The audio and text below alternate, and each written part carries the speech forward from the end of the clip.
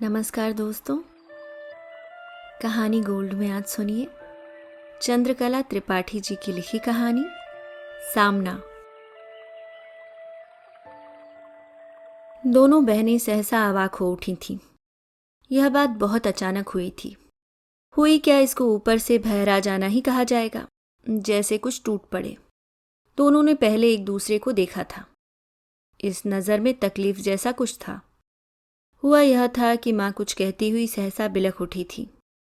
कलेजा टूटकर मत उठता है जैसे, वैसे ही बिलखती हुई वह जो कह रही थी वह पीड़ा से भरे हुए बयान जैसा था, और वह सब कुछ पिता के विरुद्ध था। असहज हो उठी दोनों। उसकी नालिशों में पिता एक निहायत बेदर्द पुरुष थे, अन्यायी जैसे। माँ ऐसी हो उठी थी जैसे किसी के पास अपने सारे जख्म खोलकर दिखाने के अलावा कोई चारा न बचा हो। यह जो भी था वह नालिशों से बहुत अधिक था। माँ का संयम टूट चुका था, और यह सहसा हुई कोई बात नहीं थी। बहुत दिनों से किसी तरह निभती हुई उसकी सहनशीलता ने उस दिन क्यों उसका साथ छोड़ दिया था, यह समझना कठिन था उनके लिए।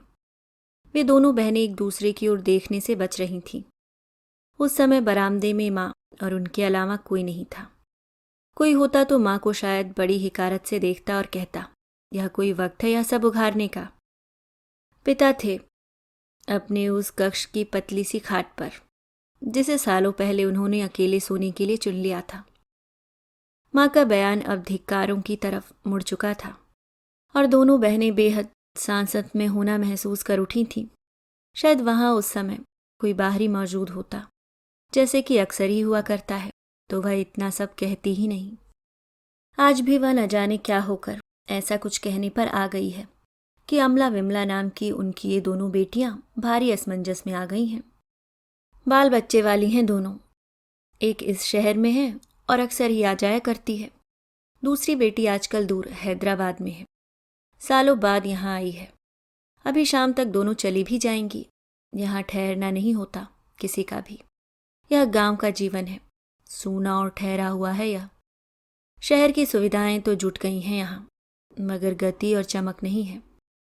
दिन रात एक ठहरे हुए ढर्रे में बीत जाते हैं, मगर जैसे किसी तारीख के बिना एक रस भाव में। हाँ, मौसमों में बदलती हुई सिफत हुआ करती है जरूर, किंतु वह भी मनहूसियत में बसा हुआ करता है। अंधेरा कहीं अधिक अंधेरा हो जाता है तो जाड़ा गर्मी बरसात में भी इस अधिक की समाई महसूस हुआ करती है। दरअसल शहर में अच्छी खासी सुविधाओं वाले जीवन का सब कुछ बटोर कर पिता ने गांव में रहने का जब फैसला किया था तो किसी से कोई राय नहीं ली थी। सारी जिंदगी वे जैसे अपने रिटायरमेंट का इंतजार कर रहे थे, और शहर में कोई ठिकाना बस इसलिए नहीं बनाया। इसे वे अपनी जायदाद कहा करते। वैसे भी वे यहाँ जिस तत्परता से बस उठे थे, यहाँ के समाज में उनकी खास जगह बन गई थी। घर के बाहर वाले हिस्से का स्वतंत्र सा कमरा बैठक बन चुका था। वहाँ अखबार आने लगा था। गांव के बुजुर्ग जुटने भी लगे थे। जीवन में इतनी ही सक्रियता चाहिए थी उन्हें। सवेरे सैर के लिए नहर की ओर निकल जाते और अपना खेत खलिहान भी देखाते थे। यह सब कुछ उनके संतोष का सामान था। उनके काम भर का बहुत कुछ था यहाँ। सबसे बढ़कर इत्मीनान था। इससे अधिक उन्हें कुछ न चाहिए था, और न ही अन्य किसी की चाहना का कोई बोध था उन्हें, जैसे पत्नी के अपनी चाहना से उलट होने का। बाकी गतिविधियों के लिए स्मार्टफोन था, टीवी थी। जैसे यह बहुत सूखी और तेज हवा का मौसम है। सब कुछ बहुत सूना लग रहा है। दोनों बहनों को हर मौसम के वे दिन याद आते थे जब यह घर बहुत गुलजार हो उठता था, रिश्तेदारों से भरा हुआ। अब तो सभी किसी न किसी शहर में सेटल हो चुके हैं। सबने ज़्यादातर अस्पताल और रेलवे स्टेशन से नज़दीकियां देखकर छोटे बड़े मकान बनवा लिए हैं। इन दो बहनों के दो भाई भी हैं। देश के बड़े शहरों में संपन्नता सहित रह रहे हैं। उनके बाल बच्चे भी शहरी हैं। पिता से उनके संबंध लगभग दूरी वाले इसलिए हैं कि पीठ पीछे वे उनकी सनक पर बात करते हैं और सामने से हर बात पर सहमति दिखाते हैं। माँ के सामने अपनी लाचारी बताते हैं, मगर माँ वह सब समझ लिया करती है। गांव में उसके मेलजोल के लोग अक्सर कभी अनाज पानी तो कभी कुछ नगद मांगने आ जाते हैं, जिसे जान लेने पर पति की तरफ से फटकार ही मिला करती है। उन्हें समझ में नहीं आता कि वे अनपढ़ और निकम्मी औरतें कैसे उन्हें मूर्ख बना जाती हैं। यह भी कहते कि एक पैसा कभी कमाई होती तो जानती कि कैसे यह सब समझा जाता है। पत्नी को यहाँ की दुनिया में बाहरी तो समझते थे वे, और यह भी कि उसे यहाँ का कुछ भी अच्छा नहीं लगता। वह तो सबसे ज्यादा शहरी हुई, उस जमाने की शहरी जो शहरातियों में तीसरी पीढ़ी थी। संसार का सबसे प्राचीन नगर जब शहर बनने लगा था तब के बसे थे उसके पुरखे। अपनी बेटियों को माँ ने जब अमला विमला नाम दिया तब इस गांव में लीलावती कलावती नाम रखे जाते थे। उसका खुद का नाम कमला था। 8वीं पास थी वह, पढ़े लिखे आदमी से ब्याही गई थी। पति की इसी योग्यता से उसे हासिल हुई थी वह, मगर उसके हिस्से में यह गांव आया जो अंग्रेजों के जमाने के एक मजबूत पुल से शहर से जुड़ता था और जिससे होकर वह दुनिया भर में अपनी गृहस्थी सहित घूमती रही, मगर लौटकर फिर इस गांव में चली आई। पति की यह मंशा उसे कभी मालूम न हुई थी। उसे जिंदगी भर किसी और से कुछ कहने का अभ्यास न हुआ। उसकी गृहस्थी सम पर भले ही नहीं थी, मगर गृहस्थी तो थी। जीवन भर साथ साथ रहने में ढला हुआ दाम्पत्य था उसका। अपने संबंधों में मायके से लेकर ससुराल तक वही हुई जो पति की नौकरियों पर साथ रही। जहाँ जहाँ पति की बदली हुई वह भी साथ साथ जाती रही। बच्चे हुए, एक नहीं 4 बच्चे हुए। वक्त की कोई नाप होती तो यही होती कि बच्चे जन्मे बड़े हुए और उनका भी घर बसा। उनके बसे हुए घरों में उसका अपना कोई हिस्सा उसने तो नहीं चाहा। वह तो शायद अपने मन को मारकर जीने में ढली हुई स्त्री थी जो आज सारे बांध तोड़कर न जाने क्या क्या और क्यों कहती जा रही है। वह धीरे धीरे होश खो रही है शायद, और ये अमला विमला एक साथ घिरती जा रही हैं। अमला के चेहरे पर नाखुशी गाढ़ी होती दिखी। उसके लिए माँ का ऐसे सब उगलते हुए कहना भारी सासत है। इसमें ऐसा क्या है जो नया है? कौन सा पति मन के मीत टाइप होता है भला? आदमी की जिंदगी सिनेमा तो होती नहीं, और गृहस्थी में तो पिसने का ही नियम है। वे कौन सी राजपाट में हैं? उनका जीवन भी तो वैसे ही सह लह कर ही बीत रहा है। अब इतना जीवन बीत जाने के बाद अपनी बेटियों के आगे पिता का सब दबा ढका खोल कर रख देना, यह क्या अच्छी बात है? उसने पूछती हुई निगाह से विमला को देख लिया और फिर माँ को देखने लगी। उसका थरथराना महसूस करना विपत्ति की तरह लगा उसे। विमला ज्यादा विचलित हुई। वह माँ की आकुलता को समेटना चाहती थी। उसकी छटपटाहट में गल रही थी वह। वे उस विशाल कमरे के बाहर बरामदे में पड़ी चौकियों पर बैठे हुए थे। माँ जहाँ थी वह जगह खिड़की से सटी हुई थी और खुले हुए पल्ले से सब कुछ भीतर जा रहा था, उसका बिलखना भी। पिता सुन रहे होंगे सब। लड़कियों पर यही भारी होकर गिर रहा था, पिता को सब ऐसे सुनते हुए महसूस करना कि यह उनकी बेटियां भी सुन रही होंगी। वह सब जिसके भीतर से वे एक संवेदनहीन पुरुष की तरह दिखाई दे रहे होंगे। उनका केयरिंग पिता होना विलुप्त होता जाएगा जो अभी कुछ देर पहले तक था। जब वे अपना दोपहर का खाना निपटा कुछ देर सहन में टहलकर भीतर लेटने के लिए चले गए थे। कुछ थोड़ा सा अप्रिय संवाद माँ के साथ घटा था।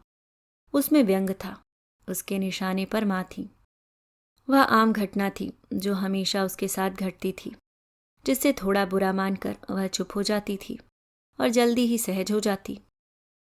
घर के किसी निर्जीव पड़े सामान को सुनाती हुई कहती कि तुम्हारी तरह पत्थर क्यों नहीं हो जाती। उसकी बात किसी को सुनाई दे ऐसे न कहा करती थी वह। खुद को बहलाती हुई यह भी कहती कि रात गई बात गई। आज बात उसकी जमी हुई छाती तोड़कर निकलती चली आ रही है और उसकी जाई हुई दोनों लड़कियों को हिला देना चाहती है वह। उसके पास नालिशें भर नहीं है, धिक्कार है, लगातार बढ़ता हुआ ऐसा धिक्कार कि असहाय होता जा रहा है। अच्छा नहीं लग रहा है यह।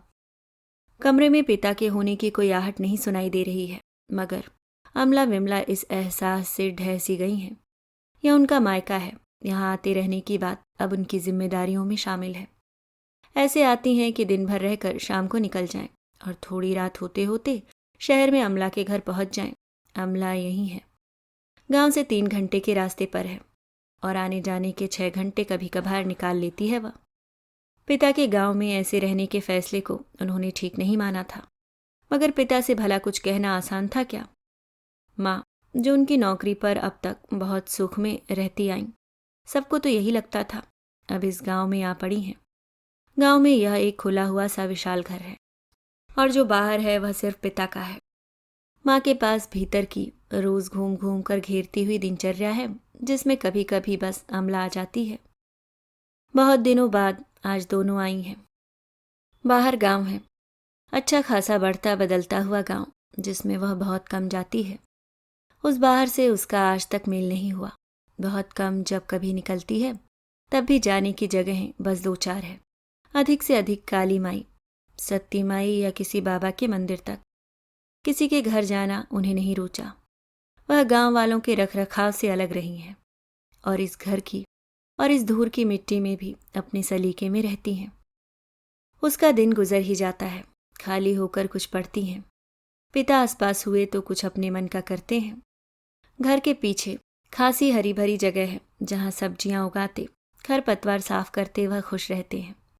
उनके हिसाब से बस अभी उन्हें जीने को मिला है। वे अपने कंधे से गुलामी का जुआ उतार चुके हैं और खासकर किसी के भरोसे नहीं रहना चाहते।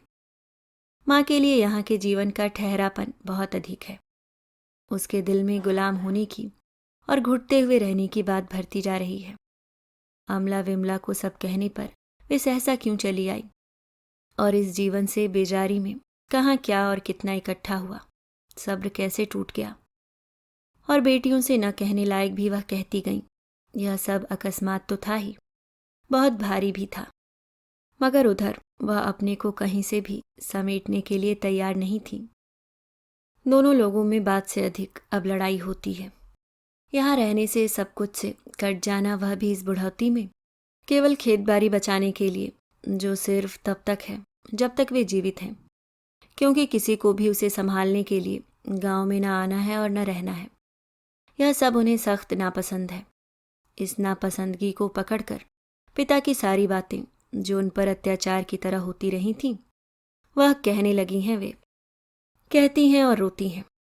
उसमें कितनी तो स्त्री पुरुष के बीच की बेहद गोपन बातें हैं। विमला को उन बातों का मर्म समझ में आता जा रहा है और वह चुप होती जा रही है। अमला नाराज है, पूछ रही है, अब इस उम्र में तुम क्या फरियाना चाहती हो अम्मा? लौट कर क्या आने वाला है? कौन सा पति ऐसा नहीं है, बताओगी? हमने कभी कुछ नहीं कहा कि कहने से कुछ होने वाला नहीं था और उसी में खपकर रहने लगे। हंस बोलकर बिताने लगे तो तुम सोचती हो कि बाबूजी ही इतने निष्ठुर हैं? इन्हें यहाँ छोड़कर जा सकती हो कहीं, और जाओगी तो क्या ऐसे अधिकार से रह पाओगी? विमला बस उसे देख रही थी। कैसे निकल आई यह शाम की।